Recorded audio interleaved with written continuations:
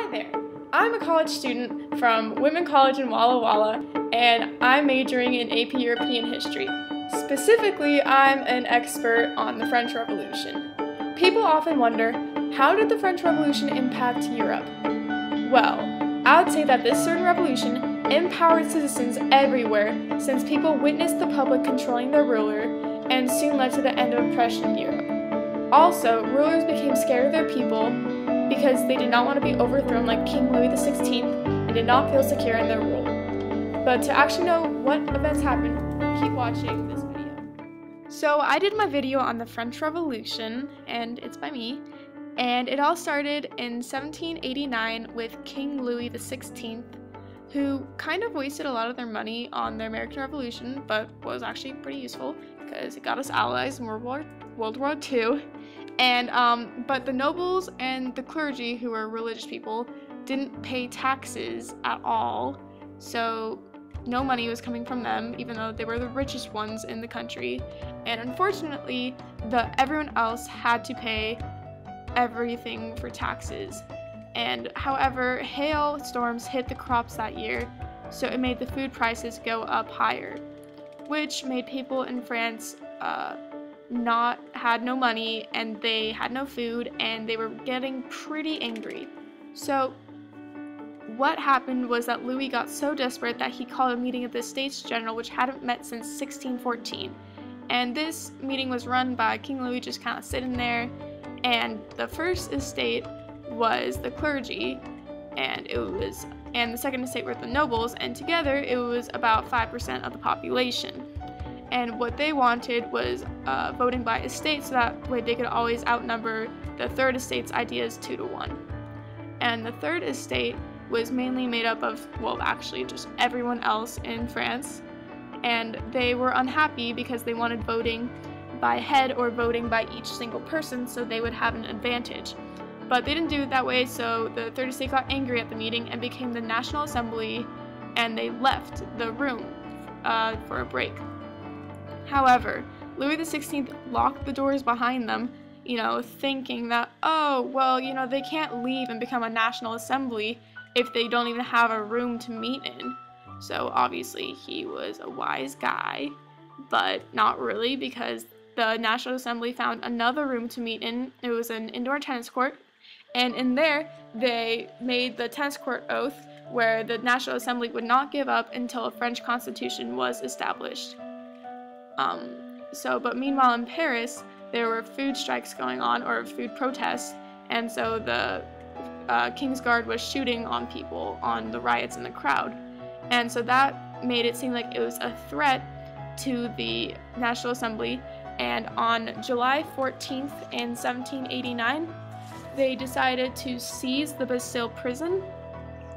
And this was kind of a big deal for them because it was one of their first huge things that the National Assembly has ever done.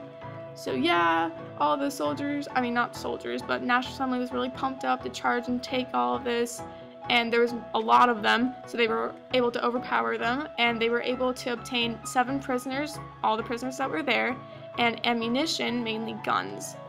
So that way they had an advantage. And August 4th, they abolished the ancient regime, so that way the privileges of nobles and clergies and people. And August 26th, they made the Declaration of Rights of Man and Citizen, where they gave them equal taxation and human rights and things like that. Meanwhile, in Versailles, the royal family and the king were still alive to keep peace within the nation, but there's a rumor going on that Marie Antoinette was hoarding grain, and that made a bunch of people pretty upset because there's barely any food in France. So a group of women got together, and they were armed with weapons.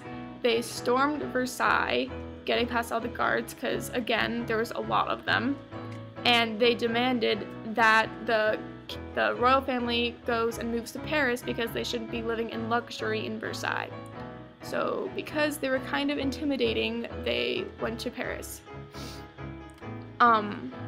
Meanwhile, the Holy Roman Emperor Leopold II of mainly just Austria and Marie Antoinette's cousin thought monarchy was good in France and wanted to keep it like that.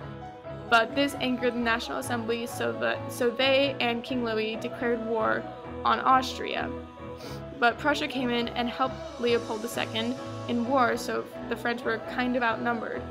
So, however, the king cheered on Prussia, which made him seem not loyal to the National Assembly, so they abolished the monarchy. Plus, he also tried running away from Paris. That didn't really work out though, because he was recognized when he was about to cross the border. So he was sentenced to death on a guillotine by one vote, and this just kind of wiped his head off. So this meant that there wasn't any monarchy in France.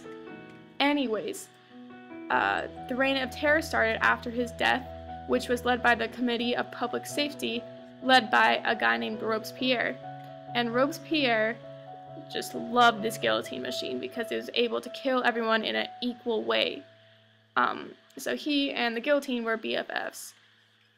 Anyways, during this Reign of Terror, he was able to, he did kill 40,000 French citizens. And he also killed Marie Antoinette on the guillotine, and eventually Robespierre was overthrown and was also killed on the guillotine by a group of Jacobins, and they established this political system called the Directory.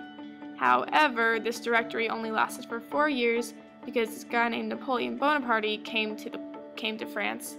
Well, he was already in France, but he overthrew the Directory because he thought he should be the leader, since he led France to victory against Austria and Prussia in the wars, and he became the first emperor of France.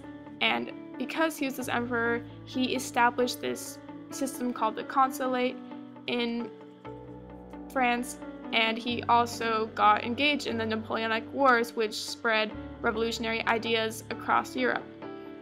And the nobles and the clergy came back, but they were pretty weak when they came back, since the National Assembly grew strong. Anyways, later Napoleon Bonaparte was overthrown and was not in power anymore, and they went back to the Bourbon monarchy after the French Revolution. So here is my works cited, so you know I didn't lie to you guys, and thank you so much for watching. These are basically the credits, and yeah, thank you.